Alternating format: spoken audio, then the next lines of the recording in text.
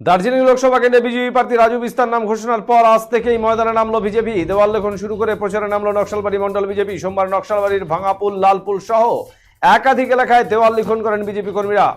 মন্ডল সভাপতি মঙ্গলু রায় জানান, দেওয়াল লিখন ও বুথে বুথে ঝান্ডা লাগানো হচ্ছে। বিজেপি ফের 200% জিতছে। মানুষ জানে মোদীজির নেতৃত্বে রাজু বিস্তার যা কাজ করেছেন তাতে বিপুল ভোটে রাজু বিস্তার জয়ী হবেন।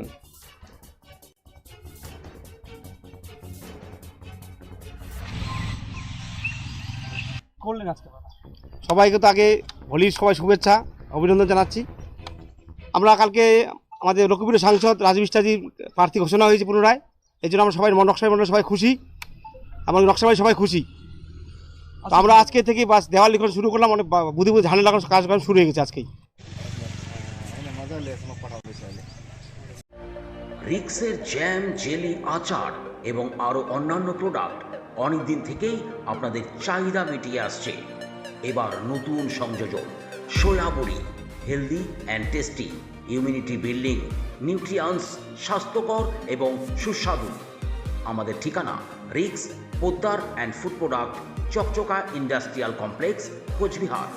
যোগাযোগ 9933636287।